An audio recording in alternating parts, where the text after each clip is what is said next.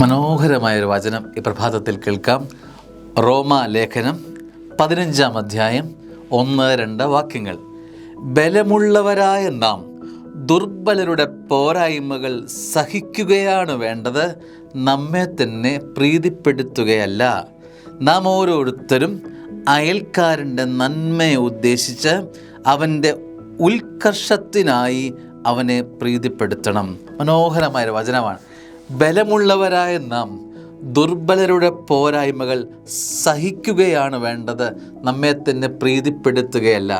ഇതിൻ്റെ അഭിഷേകം സ്നേഹമുള്ളവരൊന്ന് വേറെ തന്നെയാണ്.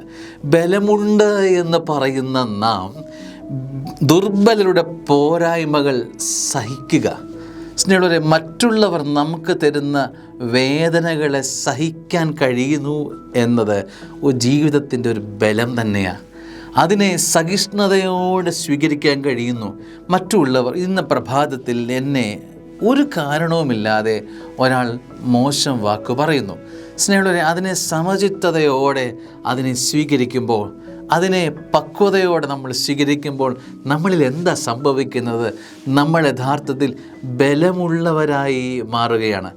അവൻ്റെ ദുർബല നിമിഷത്തിൽ, അവൻ്റെ ജീവിതമൊന്ന് താളം തെറ്റിയ നിമിഷത്തിൽ, അവൻ്റെ വികാരമൊന്ന് സ്പ്രൗട്ട് ചെയ്ത സമയത്ത് അവൻ അറിയാതെ അവനിൽ നിന്നും അടർന്നു വീണ വികാരത്തിൻ്റെ വാലെ പിടിച്ച് നമ്മൾ കോർത്തിണക്കി ഒന്നിന് മറുപരം പറഞ്ഞ് സ്നേഹമുള്ള കൃപകളെ ചോർത്തിക്കളയുകയല്ലേ സാധാരണ നമ്മൾ ചെയ്യുന്നത്. നമ്മളും അങ്ങനെ ദുർബലരായി പോയില്ലേ? നമുക്കെന്ത് ബലമാണ്, യഥാർത്ഥത്തിൽ എന്ത് ക്രെഡിബിലിറ്റിയാണ് ഉള്ളത്? ഒരു കാറ്റടിക്കുമ്പം കാറ്റിനൊത്ത് ആടുന്നവരല്ല നമ്മൾ, മറിച്ച് നട്ടലോടെ കൃപയോടെ നിലനിൽക്കാൻ, അത് ചെറിയ പ്രതിസന്ധികൾ ജീവിതത്തെ അടിക്കുമ്പോഴും നിലനിൽക്കാൻ നമുക്ക് കഴിയണം. എവിടെയോ വായിച്ചു മറന്നത് ഇങ്ങനെ കേട്ടു: ആരറിഞ്ഞു നമ്മുടെ പൂന്തോട്ടം ചവിട്ടി നശിപ്പിച്ചത് അന്ധരായിരുന്നു എന്ന്. സ്നേഹമുള്ളവരെ, ജീവിതത്തിൽ ബുദ്ധിമുട്ടുള്ളവർ ചിലപ്പോൾ നമ്മളെ ഒന്ന് ഉരച്ചു നോക്കുമ്പം തകർന്നു പോകരുത്, ബലപ്പെട്ട് തന്നെ നിൽക്കണം.